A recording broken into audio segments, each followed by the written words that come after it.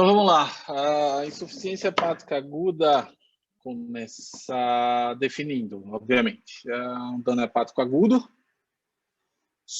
acompanhado de uma encefalopatia, com alteração de distúrbio de coagulação, com INR maior do que 1,5, em pacientes sem cirrose ou doença hepática prévia. Essa é a definição de insuficiência hepática aguda, tá?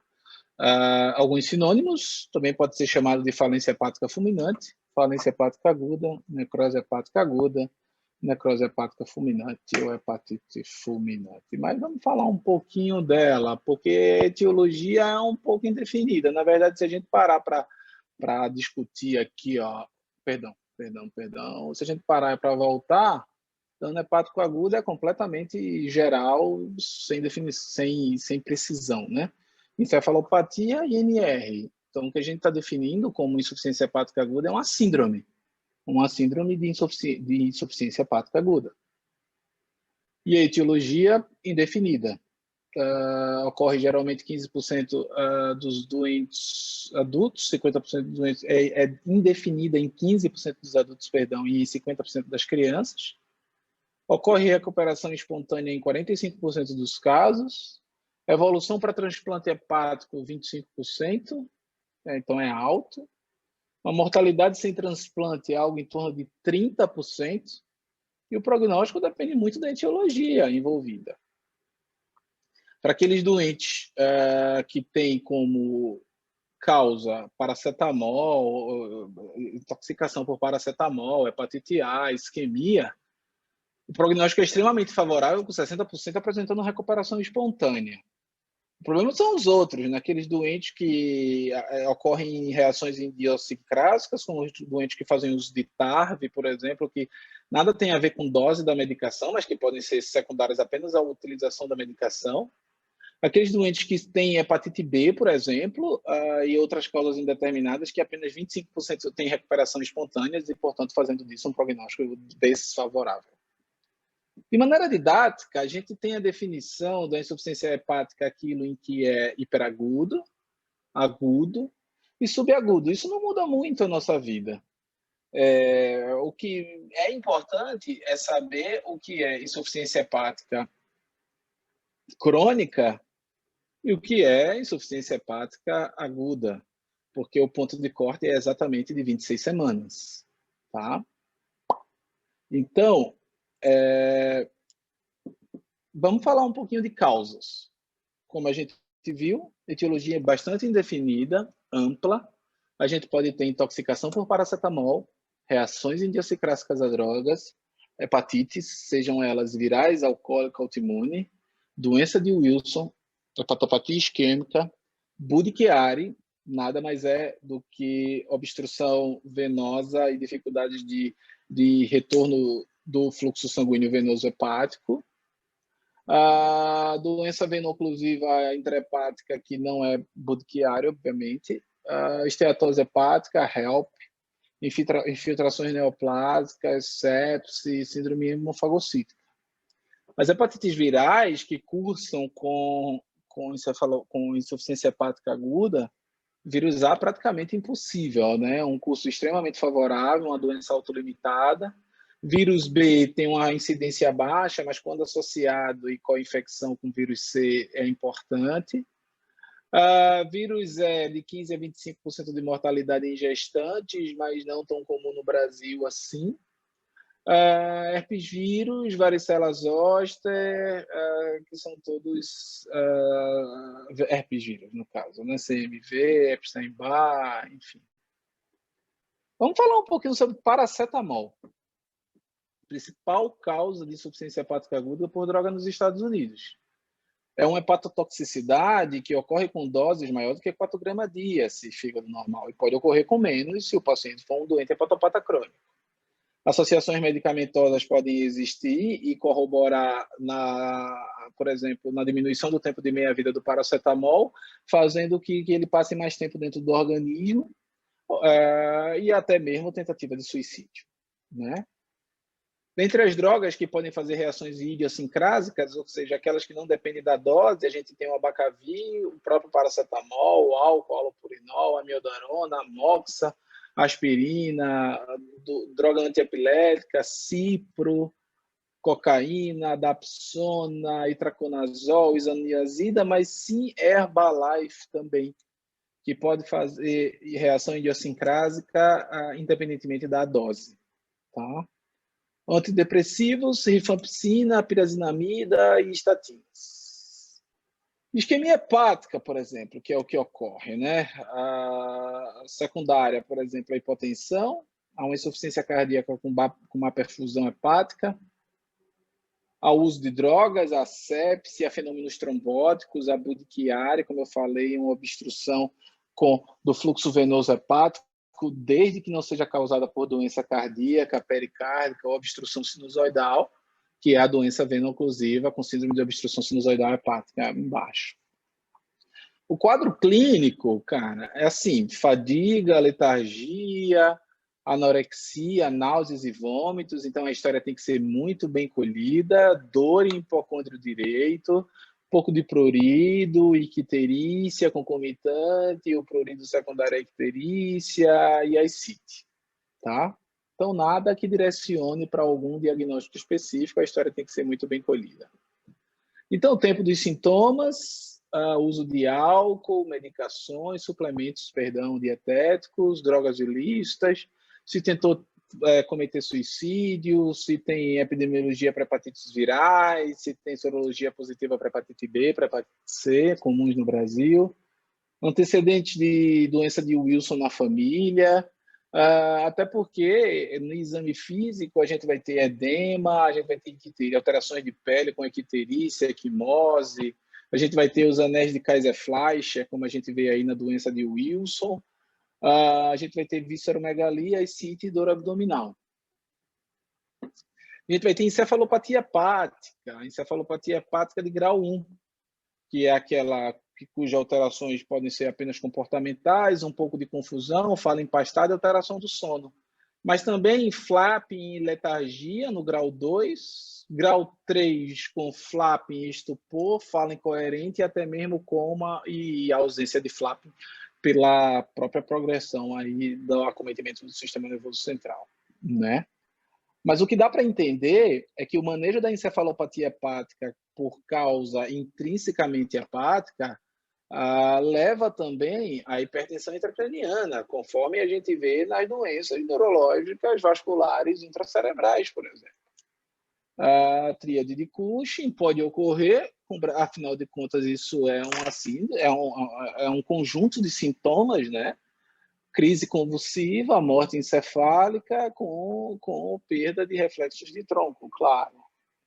O laboratório, geralmente, apresenta aí um dos critérios do diagnóstico, que é a alteração de metabolização de coagulação hepática com RNI ou INR maior do que 1,5, alteração de transaminases, queda na contagem plaquetária, alteração de amônia, ureia, creatinina, canaliculares e enzimas pancreáticas, distúrbios eletrolíticos, como hipofosfatemia, hipomagnesemia, hipocalemia, e distúrbios glicêmicos também por perda de função hepática, né?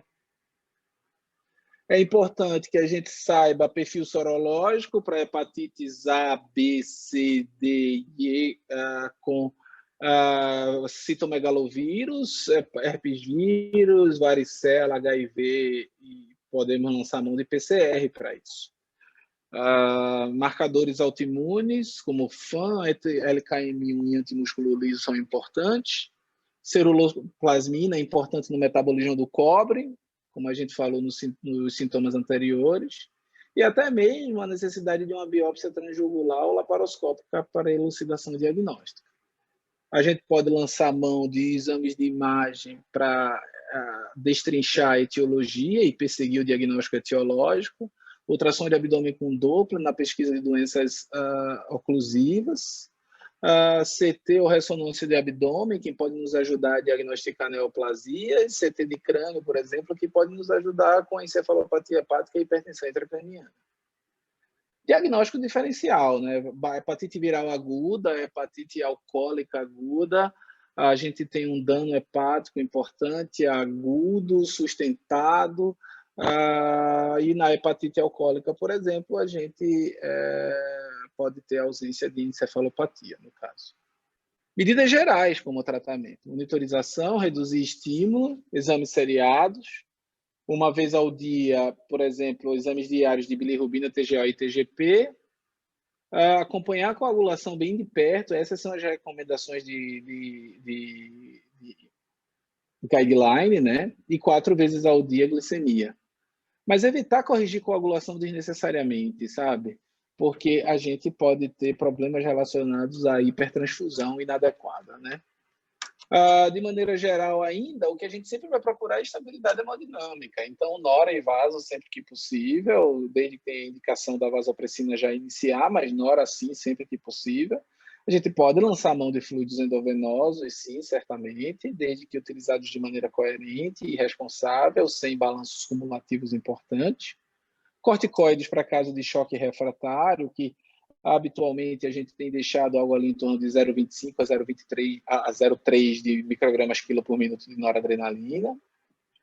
Ele precisa prevenir sangramento, e aí sangramento, obviamente, no trato gastrointestinal, onde a gente vai lançar a mão de inibidor de bomba, inibidor de H2. Plasma fresco congelado não é recomendação de rotina. Eu acho que é importante a gente estudar a anticoagulação desse doente e ver como é que está antes de decidir o que fazer.